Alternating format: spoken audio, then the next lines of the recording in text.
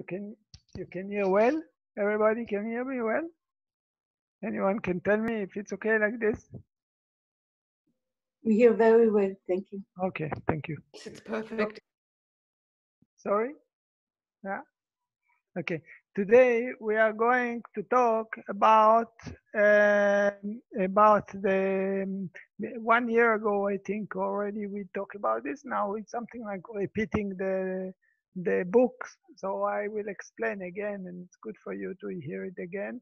If anyone know it already, but maybe you get new information, maybe you get something that you already know, you can get it again. So it's good to hear it again. We are going to talk today about the sutta which called Karaṇīya-metta-sutta. Karaṇīya-metta-sutta, it's one of the most popular sutta that we are doing when we are chanting. For example, when we go, the monk going to bless houses or if anything. So we are using this chanting also to make the holy water. This is to include the Ratana Sutta that we chant, I think, last week. And then another, it's the Sutta of the Good Fortune. Yeah, what do we call it? What?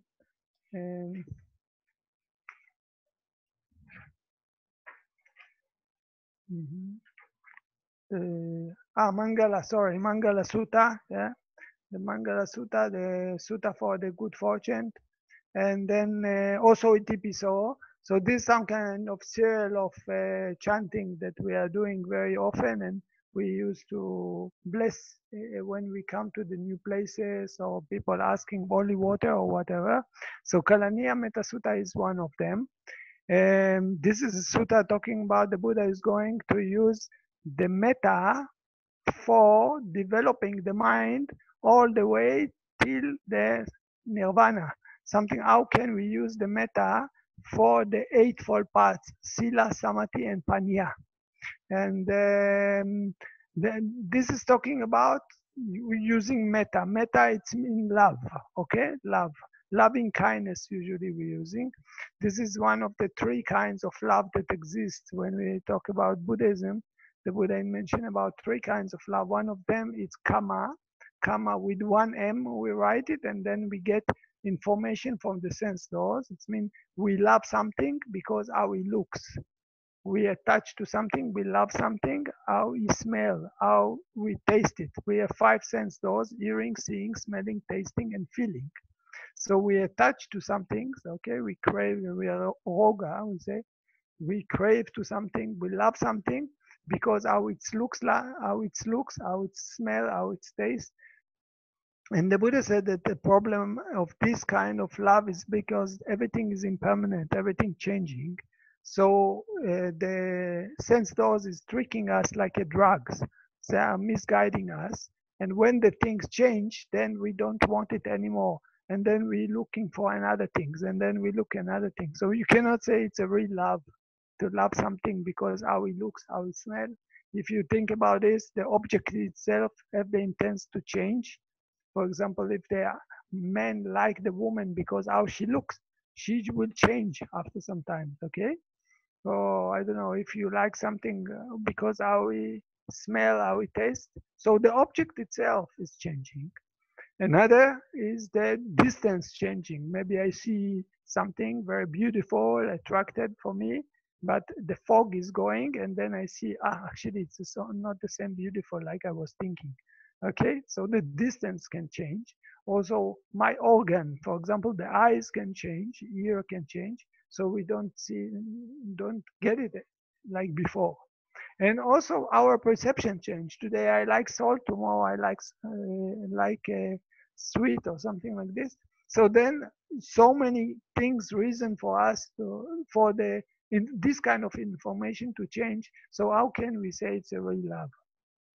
And so this is one kind of love. Second kind of love, it's what we call pia.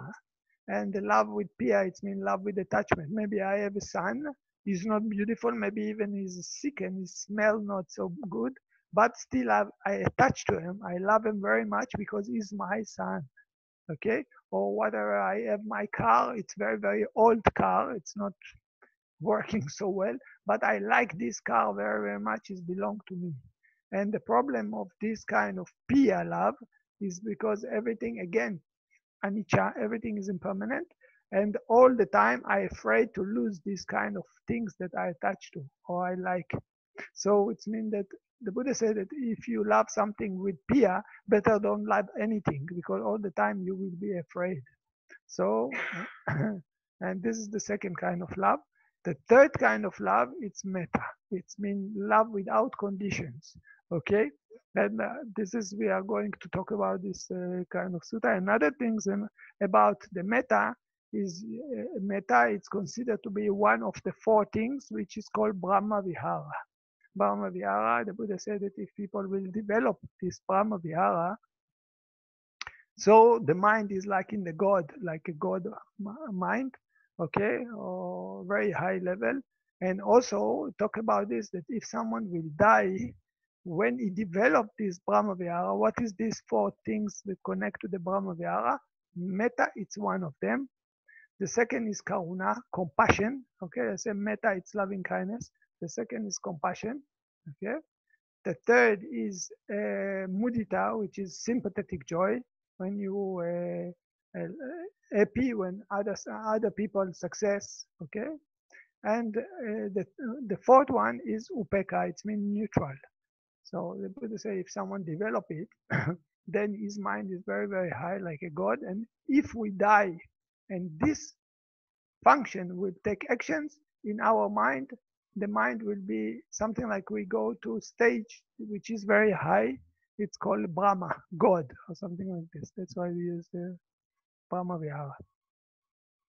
And according to the Metta-sutta, like I said, it's in the bracket 29. Well, we are going to talk about this. This is in the page of 47, but there is a story behind this sutta, because this sutta the Buddha gave to the group of monks. What happened in the story behind this sutta is that group of monks, we say 500 monks, it's many, a big amount of monks.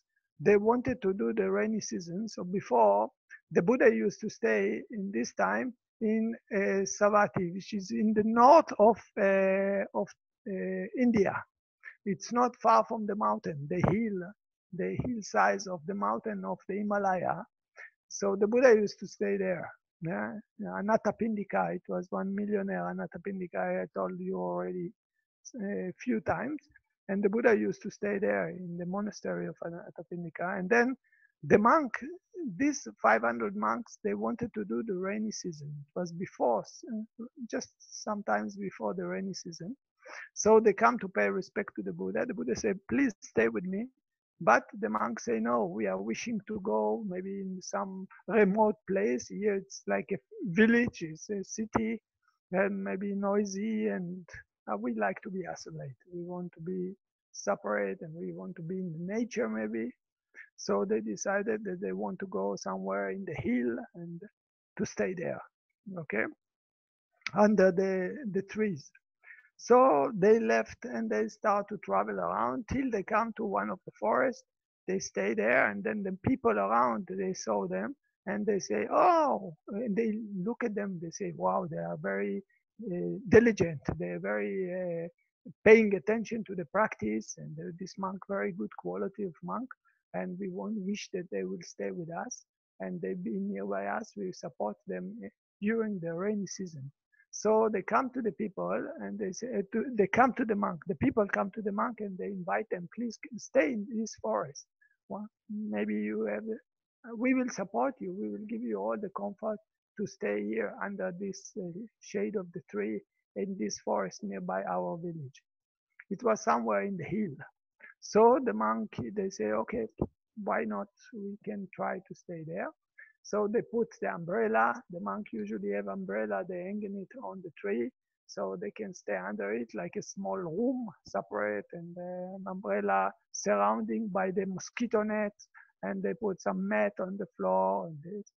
So, and they stay there. They start to practice. They're very diligent. They want to develop themselves. they take serious the practice. And it's happened that in this forest, it was angels. There is some kind of angels. We have different angels. There is angels very far from us in the stars. There is angels. Okay, according to Buddhism, the sentient beings and the creatures, they are spreading all over the universe. So, but there is also around us also kind of spirits, some kind of angels that we cannot see them. We have to develop concentrations to see them. Normally they are very good. They also looks very beautiful. And in the health, different places, they just have attachment like us. When we like house, we're just staying in the house. When we like a tent, we are going to stay under the tent. When we like some tree, maybe we put something, we're sitting under the tree, and maybe even we spend some time there. So the angels also, they have the same characters of some kind. They are same like human being. They have attachment or whatever. So they used to stay in the tree in this forest.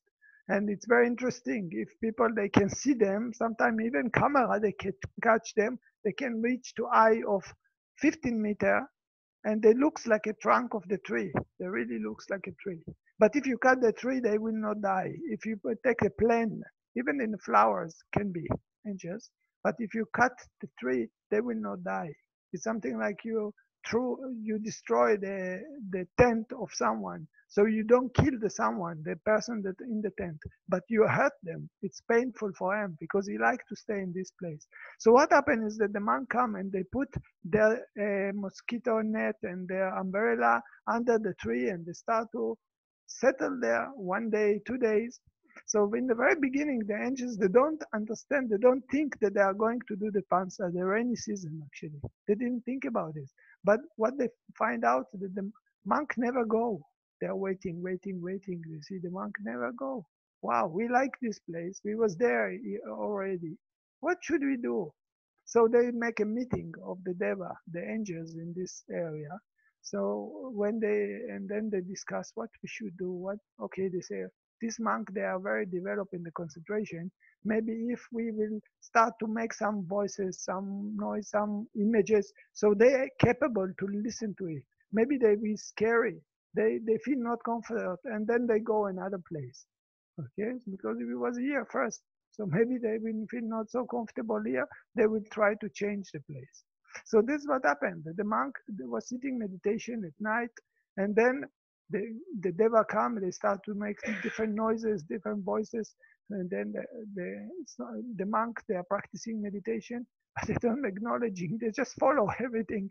They start to get scary. In the morning, they are upset, all of them. There was no good experience, difficult for them to practice. They're scary so much.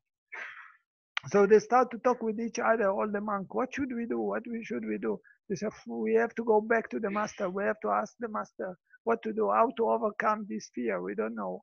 Something strange in this forest is not suitable for us to practice. Maybe the master he can advise for us where to go and practice. So they went back to Savatthi, and they come to the Buddha. They report them what happened. That all of them, they were sitting meditation, practicing, and they experience all these fearful things. So the Buddha, he thought, oh, how can I help them? Which place is suitable for them? So the Buddha, he searched with his divine eyes, like a third eyes. When he used strong concentration, he go around the world, everywhere. He can search where is the best place for these monks to practice. So when he's searching around, and then he said, oh, this is the best place for them actually. If they know in which way to develop themselves, they can go all the way till nirvana with this forest. They just have to know how to develop their loving kindness to the sentient beings around them. So he teach them, he teach the monk, he said, you have to go there back, but you have to learn by heart the Karaṇīya-metta-sutta. And then the Buddha give them the Karaṇīya-metta-sutta. Like I said, Karaṇīya-metta-sutta is something like we talk about Metta-sutta, okay? Sutta that connect to the loving kindness. But this sutta, it's built according to the Eightfold Path. It's all the way. The Buddha just don't teach. He used the word of Brahma Vihara, but he don't teach the metta for the metta.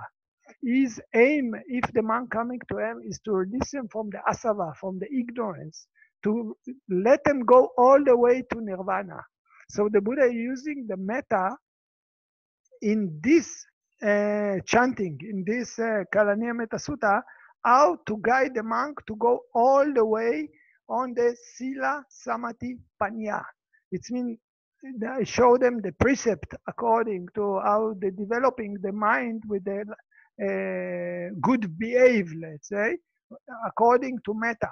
And then how to practice the metta according to develop concentration. And how to use this metta to reach enlighten, to reach nirvana. So this is how this Karaṇīya-metta-sutta is built. And okay, so you will see this Karaṇīya-metta-sutta is built by sila. First, there is a part of the precept of behave, let's say. Okay, not we talk about the precept, about behave. What kind of behave people have to use so the metta will be a function in this behave. And then how to use the metta to develop the jhana, the concentration. And then at the end, we're finishing with nirvana and the result of this combination between the concentration he built, the monk built, and the mindfulness. Okay, so I will try to go over this. So in the very beginning, the Buddha say, who is the meditator? Who is the, let's say, monk or meditator that want to achieve nirvana? Okay, and he have to be skillful. What is the good? What is the bad? If you don't know what is good, what is bad, you don't have this, let's say, ambition or wanting to go into reaching to the stage of nirvana. This is the very beginning. This to be done by one skilled in aims who wants to break through to the state of peace. It means state of peace, it means nirvana. Who is this person that he have the skill to what quality he will have, and everything is according to the metta, okay, characters of metta. And the first things the Buddha say, he have to know how to act, in which way to act, okay? He have to know, let's say, what he have to do. He need to have some idea about the way. Some, let's say, practical skill about how to go. This is the first character that the Buddha say. Now, what the Buddha say about, he going to give 15 kind of characters of, like, say, virtue or characteristics of good personality that he need to be as by his own character, so he can go all the way till he reach nirvana. What kind of, according to the metta size, okay? Because in different sutta, different quality, it will be different way, different characteristics. But in this case, the Buddha talk about 15 characteristics that will help him to build the metta. So first, you have to know in which way to go, how to develop. You have to know about this sila, samadhi, panya, about the Eightfold Path. This is the first characteristics. You need to know some idea, some skillful about the way. The second things the Buddha say, it's he have to be honest. He need to be straight, upright. Okay, it means he should not misguide other people or sneaky or something like this. Okay, he need to be upright. He need to be honest inside himself. This is the second thing. The third, he have to be someone that is not pretending. Okay, he's not, we say, colorful, let's say. Okay, he have to be honest. Not someone that pretending, oh, I have different quality, I am very high already, or pretending that is not what he is. Then he need to be someone that this is already, we come to the four. The four, he need to be someone that it easy to change. If people come and criticizing him, you have to listen to this. Is someone that is capable to criticize. If someone coming and tell him, oh, you have to change this and this, I think that you are doing wrong in this, you have to listen to it. Now, it's not mean that he will have to change, because he have to consider the other person, what he tell me, it's right or wrong. If he find that is right, better for him to change. If he think that this is wrong, what the other person criticize him, so we don't have to pay attention. Sometimes people are criticizing you something just to hurt you or whatever. But anyway, you need to be one that is capable to listen to criticism, okay? That someone can tell you, and you will be able to listen to it. Don't just shout on them and attack. Why you have to get involved or whatever. So this is the next one. This is the fourth. The fifth characteristic that the Buddha talk about for someone, you see, when someone is coming to send merit, he coming to make connections to people. So we have to be gentle. You have to be soft. You have to be easy, not stiff. Okay, not hard, closed hard.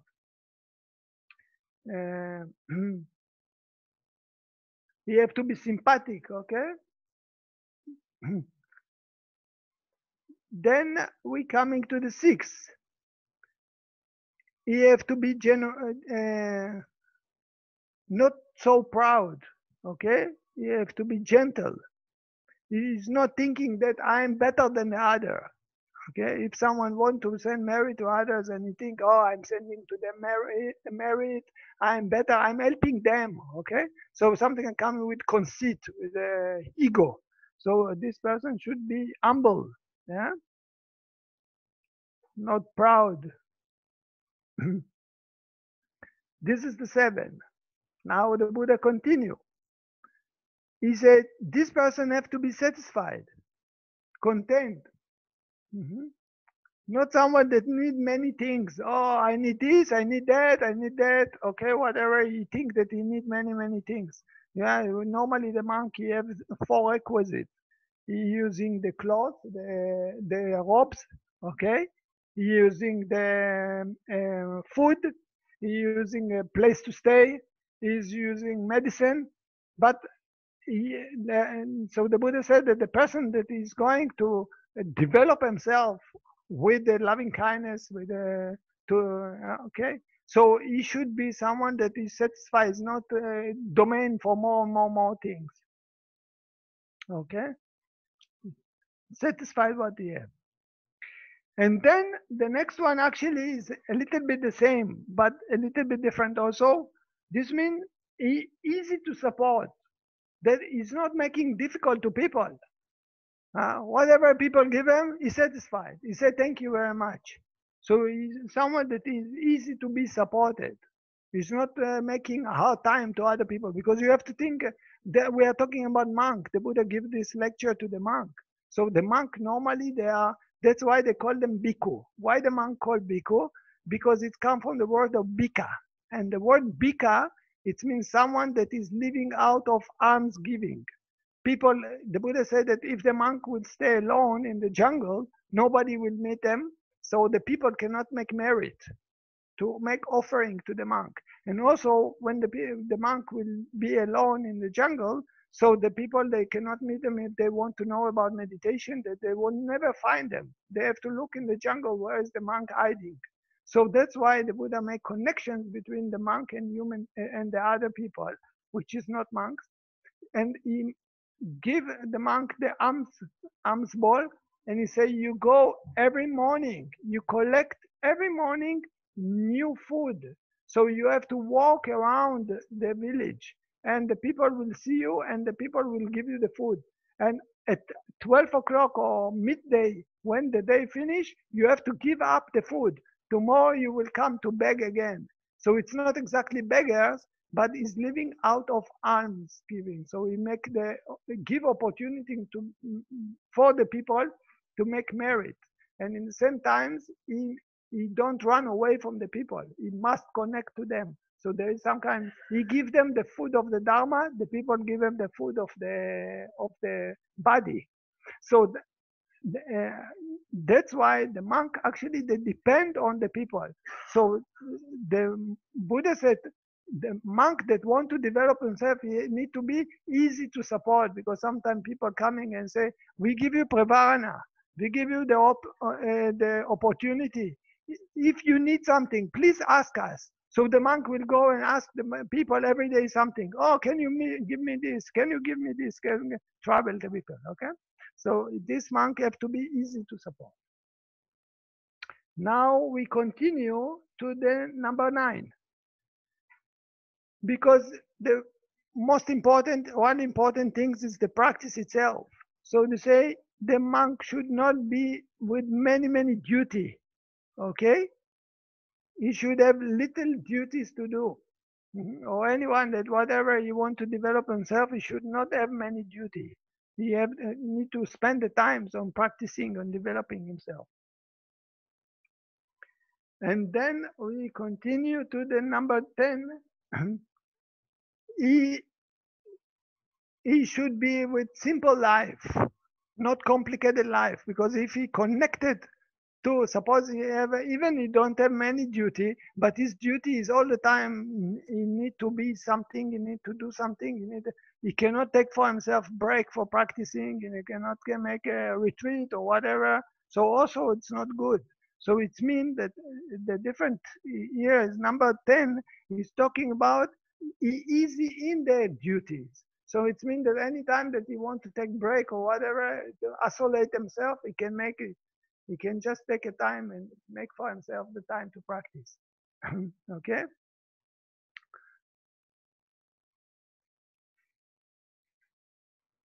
Now coming to the characteristic of the person in his, yeah.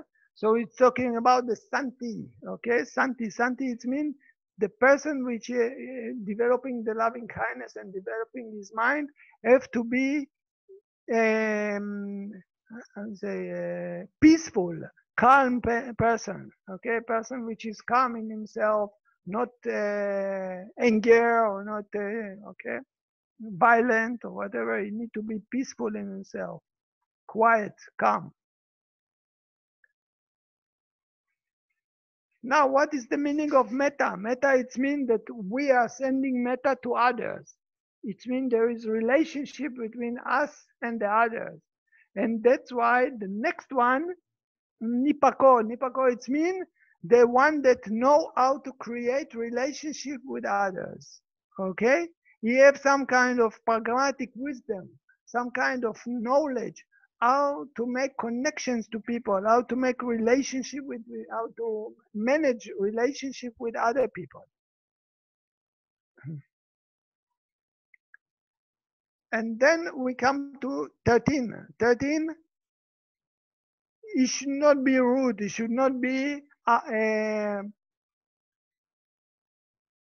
arrogant, he should not be bold. It means should not be someone that all the time shouting on people, complaining to people, okay, speaking very not polite, okay. So he should not behave in this rude way. Yeah? So people that don't like to stay with them, they run away. So this is the 13, number 13. And then 14. 14, I mentioned before about this, but now he should not be greedy. And I told about this, that the monk, he depend on the people, and he should not go and ask the people too much question, too much wanting. Oh, can you give me this? Can you give me that? Can you all the time complain and want more and more people, okay? And more things from the people. So this is actually what the translation here, that he should not um,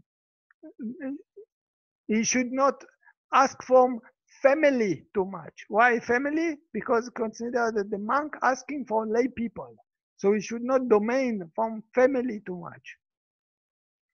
Trouble the people. Oh, can you take me this? Can you give me this? Can you? I need more things like this. Maybe this is not so nice. You give me the better one. Okay, this one I don't like. I want another thing. So trouble the people all the time, because the people give you the opportunity to ask. Okay, and they have good wish for the monk. They respect the monk, and then the monk start to trouble them. So the monk should not trouble the people. And then the last things which the Buddha talking about, the characteristics, it's that the monk should not do, or the person that is developing the loving kindness, he should not do any, even small things that make people suspect about them. Maybe he leave the sangha in the evening. He say, I have to do something, and then he will go. Then nobody know where he go.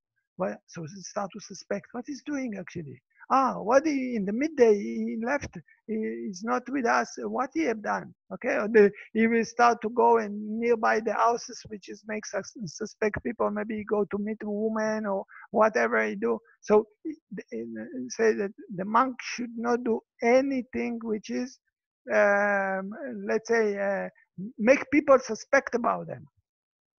Okay, something like you are nothing to hide, nothing for you to hide. So this is actually the 15 things that the Buddha said about how to develop the virtue, what we call sila, behave. And you see that maybe you remember other sutta that the Buddha give different advices about developing of sila. Something like no killing, no stealing. But here the Buddha didn't talk about this kind of things. He talked about the characteristic that someone want to develop the loving kindness and to use the loving kindness all the way till nirvana. So which characteristics we need in this case? Okay, so till now the Buddha talked about characteristics of the sila. Now we are going to continue, and the subject of the what the Buddha talked about is how to develop samadhi. Okay, how to use this sila for the basic things, okay, for morality, how to use this as a basic things to develop the samadhi. It means the concentrations. And now the Buddha say how to develop concentrations with metta. So starting with this, that the monk have to bless all the sentient beings, all the creatures, okay? It's called sapesata.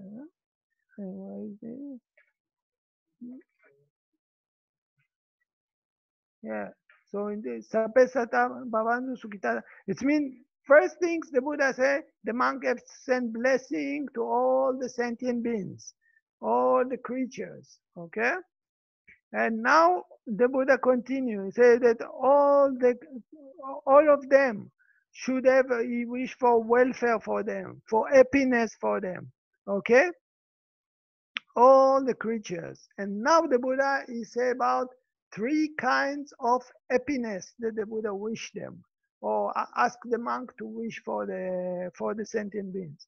The first one he talk about well in body. It means healthy, not to be sick.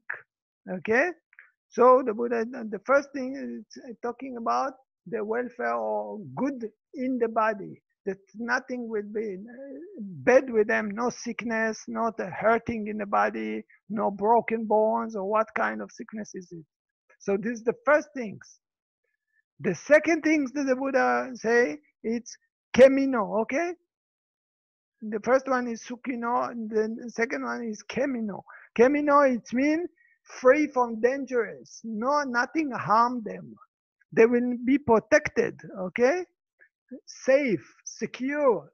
The Buddha talk about the security of all the sentient beings. We have to send the merit for all of them. The first one, that they all will be protected for body. Nothing will be, no sickness will attack them. No dangers, no fire, no water, no whatever can harm the body and for themselves, and also for their houses or whatever. Okay, the country. So the second things the Buddha talk about, they will be secure, they will be safe. Okay, no dangerous, no unwanted things will come to them. This is the second things. And then the third wishing that the Buddha suggests to the monk is to send the people happiness in the mind. It means no attack them by anger, by worry, by I don't know, sadness, sorrow, or what kind of unhappiness in the mind. So the Buddha said that we should send merit. We should send merit to all the sentient beings. May all will be protected in the body. No sickness will come to them. No damage will come to them. Okay, no problem physically. The second, that no dangers will come to them. Nothing will attack them in a bad way. Like I said, like suddenly fire in the house, they lose the work or whatever. And the third things, that they will be happy in the mind. That they will have happiness. They don't feel any sorrow, sadness, or whatever. Okay, so this is the beginning of the how the Buddha building the meditation according to loving kindness. First, he says, send to all the creatures, all the sentient beings. Second, he says, what kind of wish you should wish them. And after this, you continue, and now you start to spread this fire, let's say, like a fire of loving kindness, start to spread it. So you spread it to different kind of creatures. Okay? So first you send it to the weak. What is weak? Some animals or some sentient beings or some creatures which is very, very weak, very, very easy to damage them. Okay? Then you continue, send the merit to the strong one. Okay, strong animals, the lion, elephant, or whatever, I don't know. Strong animals or creatures. Then continue by size of them. Send merit to the long one. And what we are doing actually, when we sit in meditation and we use the loving kindness, we are using our imagination. Okay? This is we call samatha. This is not the vipassana yet. We are using something like imagining that our mind going here, our mind going there, and we are blessing this and blessing there. We can imagine the animals wherever. Okay, big one. Yeah, we say now we are talking about long one, and then you have middle one. Okay, middle animals or sentient beings or creatures, and then you have short one. Okay, you see so many. We are thinking about all of them. Then we continue to the manda. It means big one. Okay, and then very tiny, very, very small, very, very little, maybe amoeba, maybe I don't know, small creatures fly or whatever. They are very, very small. Also, we think about them. So we send the mind everywhere like this. We're thinking about all the kind of animals, all the time, all the kind of creatures, all the time, kind of sentient beings. Okay, whatever. So we go further up to the one that we are not seeing. Okay, the one that see. Okay, so first the creatures that you can see. This is the first one. Okay, close to you. The one that you remember, that you was just meeting or you saw them sometimes even in your life, that you're capable to see them. Okay, and then continue to the unseen. What does mean unseen? Can be that you never saw in your life. Can be that, for example, we talk about angels, and angels, we don't have the concentration. Maybe we are not capable to see them, but we thinking about them also. Maybe in the long distance of the sky, so we are not capable to see them, but we're thinking about also about them, and everything we are using the imagination. Something like it's like this is why we call it samatha. It's artificial concentration about something which is artificial. As far as you know about the when we practice vipassana, we are practicing concentration about things that we are doing, standing, sitting, walking, or whatever. But here we are using different kind of meditation. We are using metta, which is samatha. It's like a mantra. Okay. So in this case, we are using our imagination and we send it, the loving kindness, spreading it with our imagination everywhere that we're just thinking. So now the Buddha give the sending the merit to special kind of creatures, like I said, the long one, the short one, okay, the one that you can see, the one that you cannot see, the one that is nearby you, okay, the one that is your neighbor, maybe for another country or whatever, okay, not one is nearby you, one is very far, even for the galaxia, long distance in the galaxia, wherever they are. One that is already birthed, get a birth, okay, maybe someone that angels that come to be animals or human beings in the earth, and one that is waiting to get birth, okay, maybe is not yet, he's still angels and he didn't come yet as a creatures with us. So we're spreading slowly, more and more and more. We're taking the flame, the fire of the metta, of the love, is going more and more and more and more. Everything by concentrations. Okay, something like when we use the imagination and we are using the purity of the mind. So our concentration going up more and more and more, develop more and more. Okay, and after we come to to this, when we complete it, now again we are sending to all the sentient beings, to all the creatures. We wish all of them to be safety in the body, safety in the mind, happy in the body, happy in the mind. Nothing damage will them, nothing will hurt them. Okay, so till now we send our love to different kind of creatures, different kind of sentient beings. Now the Buddha continue. Why? Because any creatures, any sentient beings, any whatever animals or what, they have relationship with others. We all have relationship with others. So now we are coming to wish for everybody that they have good relationship, that nobody will hurt each other, that all the sentient beings, okay, all the relationship of the people or creatures, they will live, we wish for them to live in harmony. They don't fight with each other, they don't quarrel with each other, okay, they don't hurt with each other, that all will live in peace, that all the creatures, whatever, they have good relationship to others. Okay, it's very important, because if we are holding ourselves with anger, with jealousy or whatever, enmity, you know, so ill will to each other, so then we will not be happy. So we wish for everybody to be complete happy.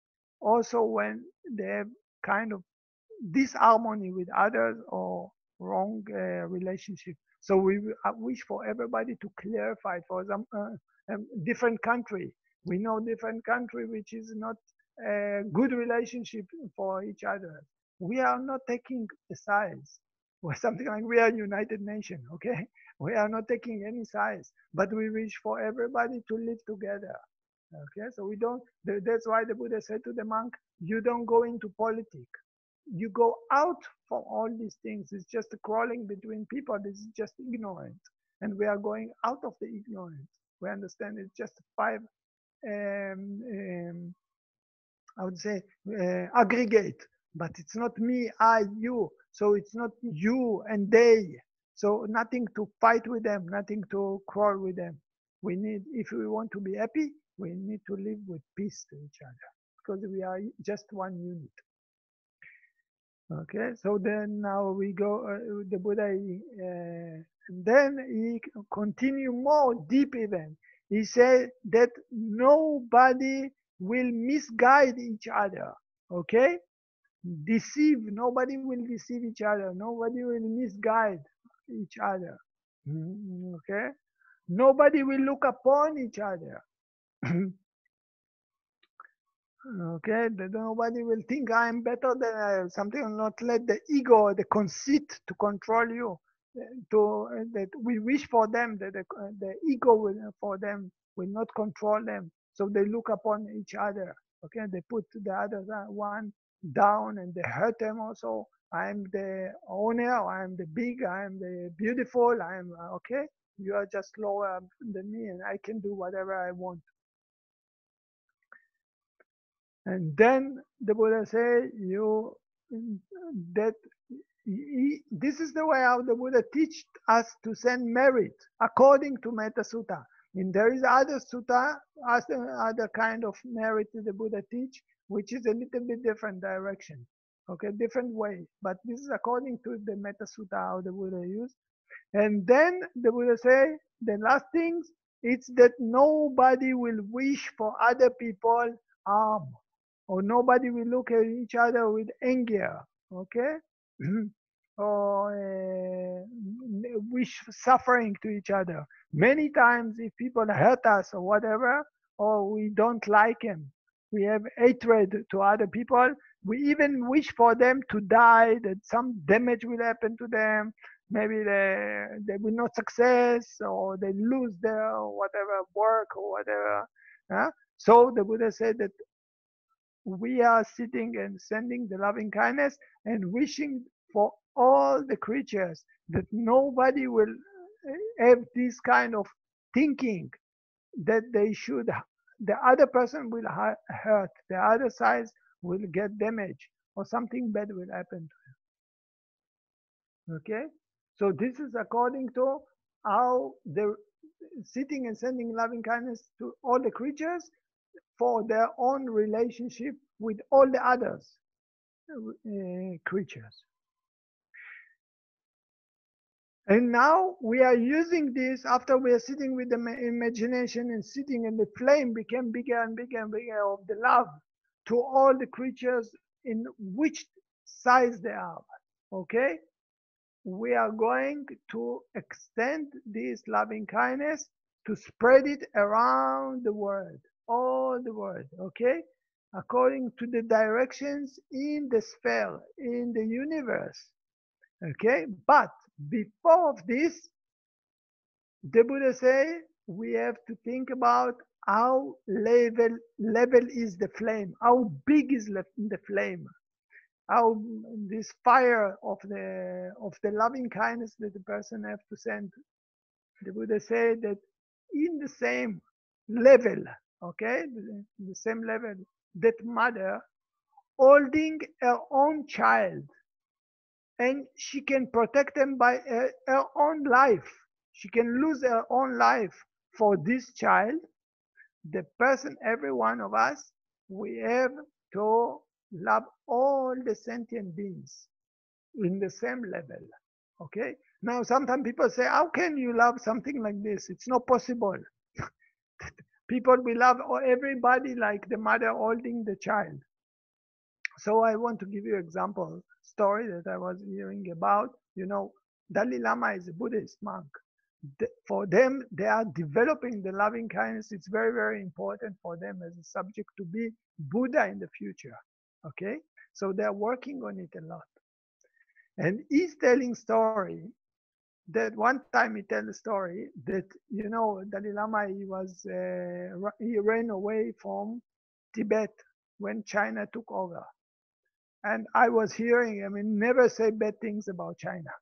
The opposite, he say, because of Chinese people, I became very famous around the world.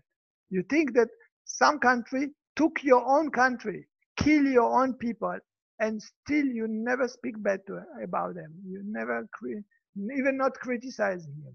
Okay? He just talk, he even say, okay, because of them I became very famous. Right? Talk about the positive things that they give them. So even not spread anger or enmity to him, to the Chinese people. But more than this, I give you example that one time the Dalai Lama, I think he visited Israel here and he tell this story there, but I not remember exactly. Someone told me, I didn't hear it directly.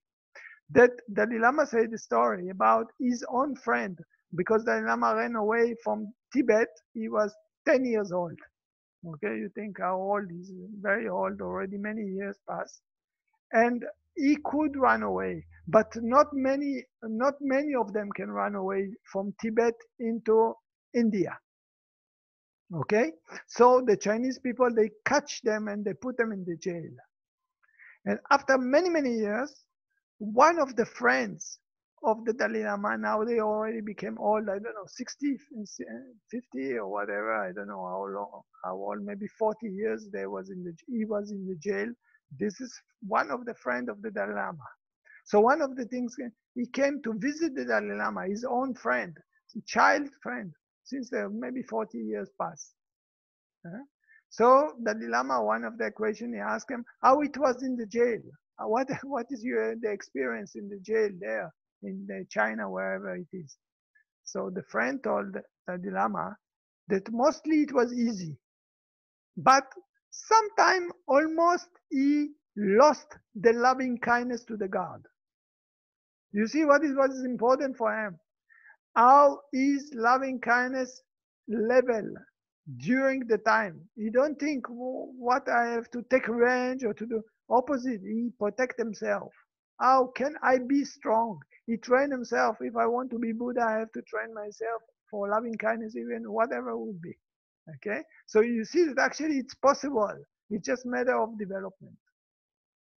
Okay, so if we talk about this level of loving kindness, the Buddha say the same like the mother holding a little child and she have love to him, she can protect him by her own body. She can die for him. In the same level, people have to develop loving kindness to all the creatures. So much we have to develop the loving kindness. Okay? And then the Buddha starting to talk about how to spread it, to go up.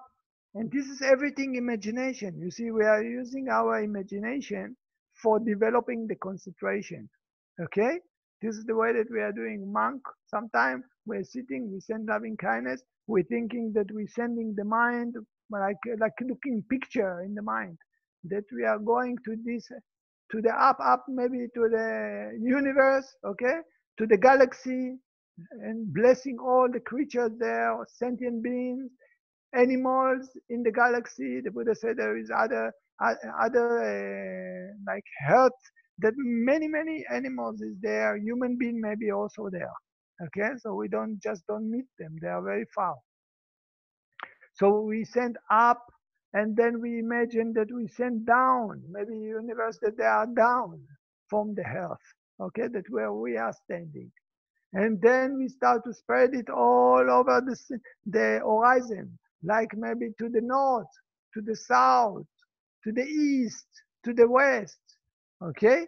You see what we are doing now? We don't practice yet Vipassana. We are practicing Samatha and using the imagination to develop concentration. We are using concentration according to metta. Okay? So the concentration can go up to the third jhana. Cannot get from Brahma Vihara or Metta, cannot reach to, or Metta cannot reach to the fourth jhana. Only third jhana, if anyone know, people that know the levels of the jhana, whatever. So in the Metta you can reach to the third jhana.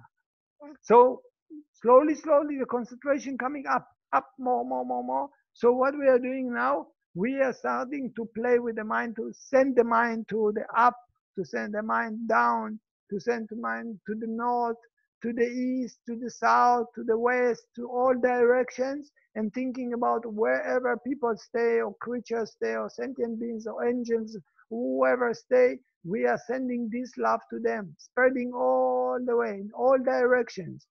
Okay, without any distractions. We don't think about anger. Oh, this country make to us problem or not make to us problem. We are not getting involved with all these things. Okay, without any envy, any enemy. Okay, without hatred, without any things like this. No distractions. Just send it everywhere. Spread the fire of the love everywhere. Okay, so what happened in this occasion that you are doing it, the concentration jhana coming up, and then you reach to this level of concentration, you are coming and turning it into Brahma Vihara. Okay, we are starting to develop now this Vipassana into it. Okay, because we say that our aim is to use the metta to make peace with all the sentient beings, but the real aim is to purify our own kilesa, our own ignorance, to reach nirvana. Okay, this is the teaching of the Buddha. It's not just to send metta to everybody. Okay, to use it as a tool for us to develop the mind to really purification, not just to stay as a Brahma, as a god. Because why? If you just use the Brahma Vihara as or the god and you die, you have another rebirth. You will die and just continue with the samsara. This is a very pure stage, but it's not out of suffering.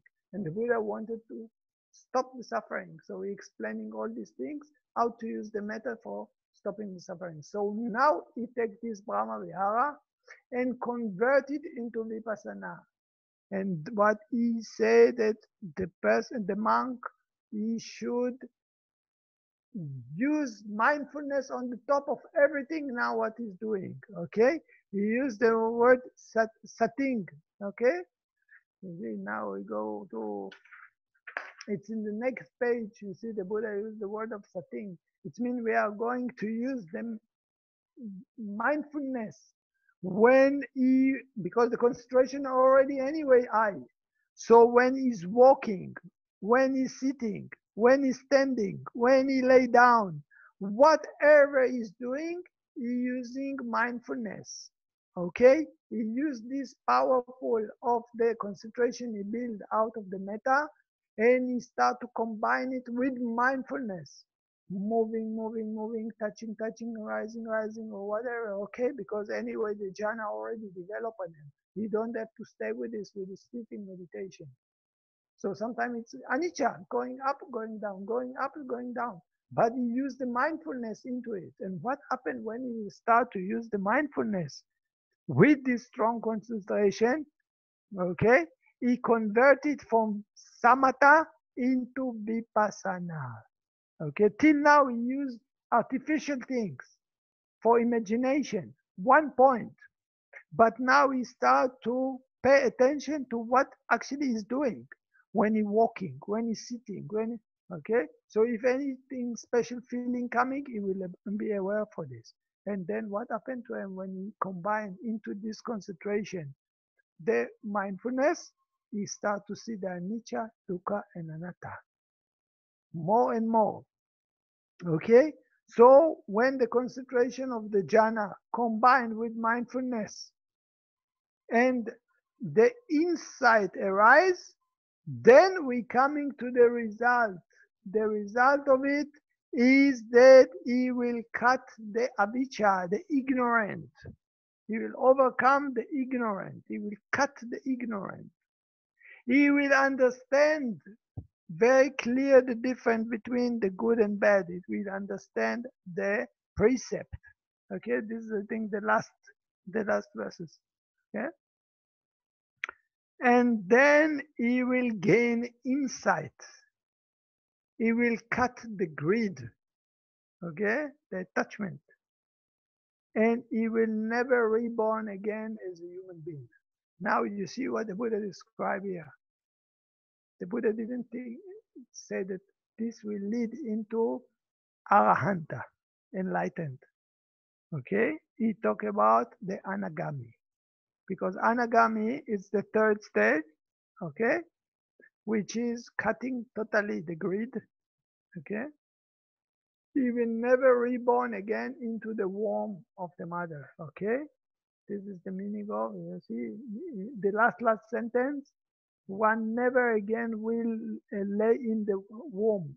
It means he will never return as a human being, or even, okay, he will be angels. It means anagami. This is the third stage. From the anagami, he will change to arahant. Okay, so this is why the Buddha mentioned, he talked about this, the stage, the last stage in the, according to the metta. But I think, okay, if you ask me, that actually this can lead into arahant also. Why? Because arahant can be even from the first jhana.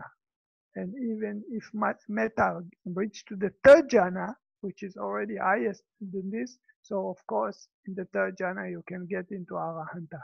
It means enlighten, cut totally the greed, anger, delusion. Okay?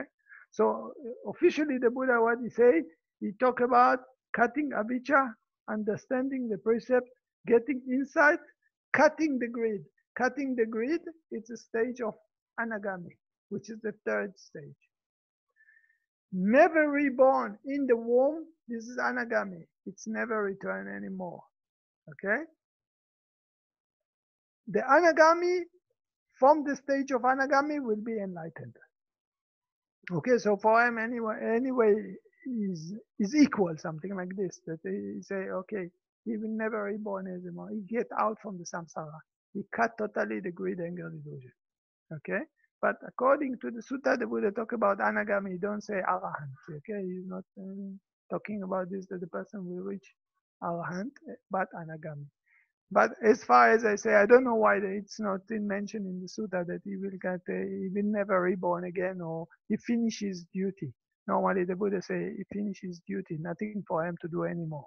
This is how the Buddha described the enlightened person. So here he don't say like this. He just talk about the characteristics of Sotapan, Sakadagami, and Anagami. So Anagami is the last characteristic, which is the cutting avijja. It's already Sotapan. Understanding precept, it's Sotapan. Getting the insight, it means Sotapan. Cutting the greed, it means Anagami. Okay, Sotapan still have greed a little bit. Okay, Sakadagami also have greed, but Anagami no more greed. Cutting the attachment. And never reborn, this is the last sentence. One never again will lay in the womb, it means Anagami. It means the next reincarnation is enlightened. Whatever, but he will never reborn again as a human being, or even not another kind of sentient being. So this is the Karaṇīya-metta-sutta. Anyone have questions?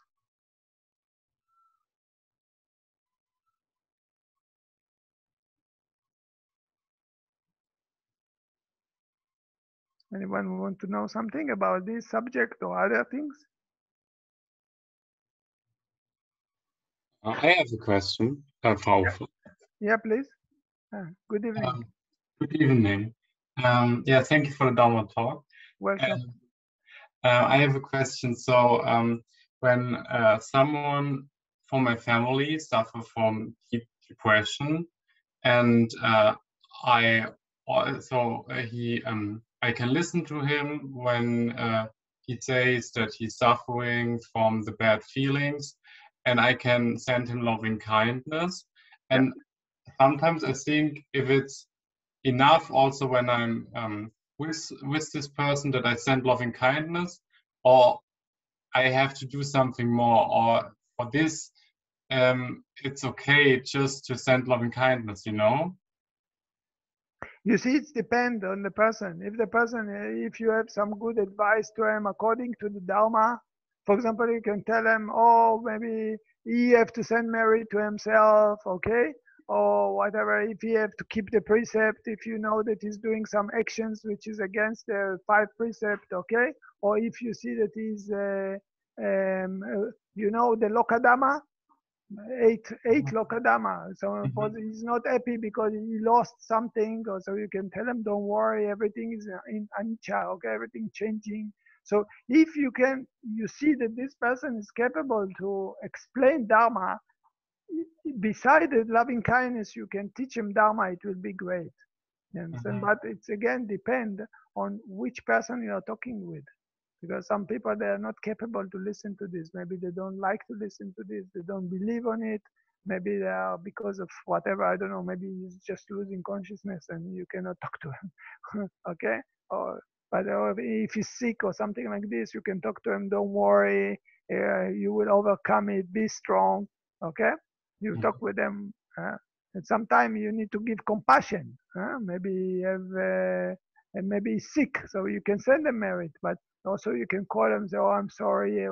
He can talk to you, maybe share with you some problem with his girlfriend or wife. Or, yeah? You don't have to give all the time advice. Sometimes you're just listening. So it depends.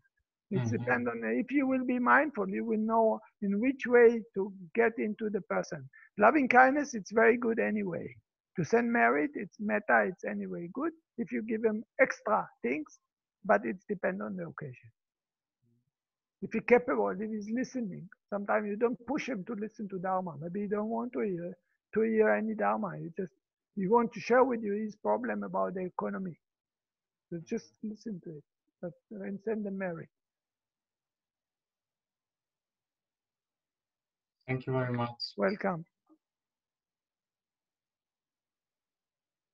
But one thing is very, very important is that you see we are talking all the time about here, about sending the Mary to others. But to send Mary to others, first you have to send Mary to yourself. If you don't know to send Mary to yourself, you will not be capable to send Mary to others.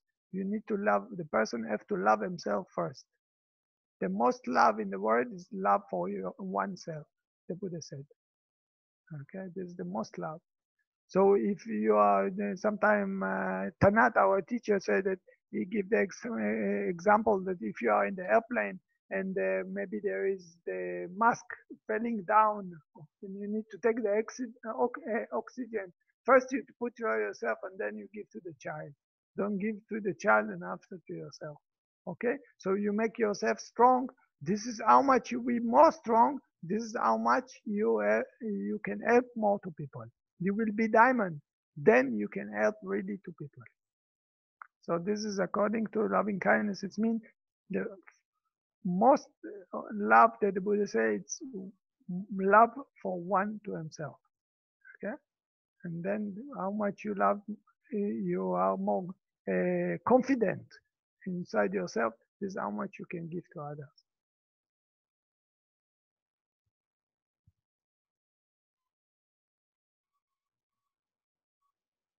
Please, anyone else? Good. So we pay respect to the Buddha one more time.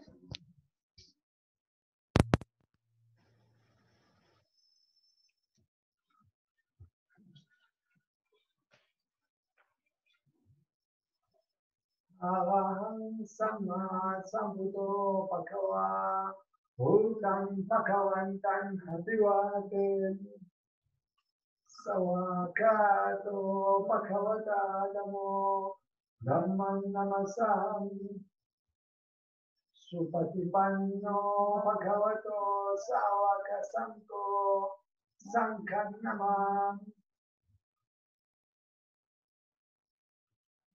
Thank you very much. Good night.